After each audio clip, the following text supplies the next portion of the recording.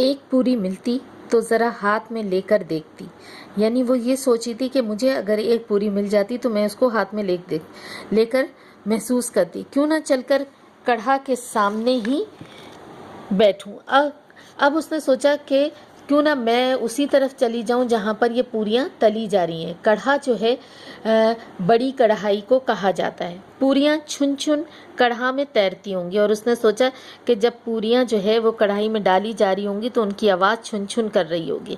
کڑھا سے گرما گرم نکال کر کٹوتی میں رکھی جاتی ہوں گی، اور کٹوتی ایک بڑے تھال کو کہا جاتا ہے، تو پوریاں جو ہیں وہ کڑھائی سے نکال کر بڑے تھال میں رکھی جا رہی ہوں گی۔ اس طرح فیصلہ کر کے بوڑھی کاکی اکڑوں بیٹھ ہاتھوں کے بل کھسکتی ہوئی بمشکل تمام چوکٹ سے اتری اور دھیرے دھیرے رینگتی ہوئی کڑھا کے پاس جا بیٹھی۔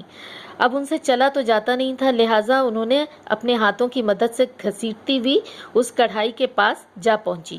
روپا اس وقت ایک سراسیمگی کی حالت میں تھی، یعنی وہ بڑی پریشان سی گھوم رہی تھی اور اس کے کمرے میں ادھر ادھر، کبھی جو ہے اس ایک طرف جاتی اور کبھی دوسری طرف، کبھی کڑھا کے پاس کبھی کوٹھے پر۔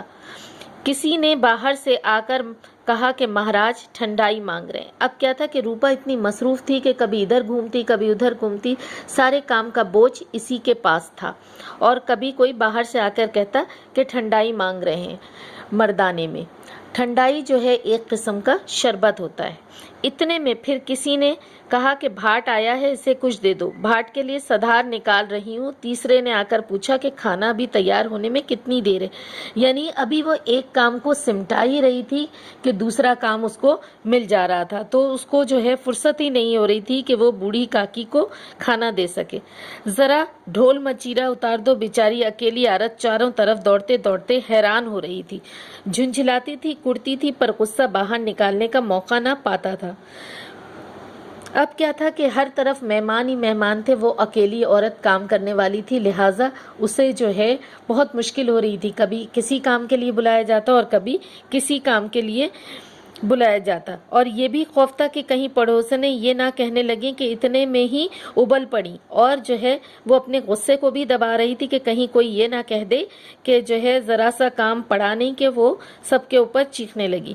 پیاس سے خود حلق سوکھا جاتا تھا، گرمی کے مارے پھونکی جاتی تھی، لیکن اتنی فرصت کہاں تھی کہ پانی پی لے۔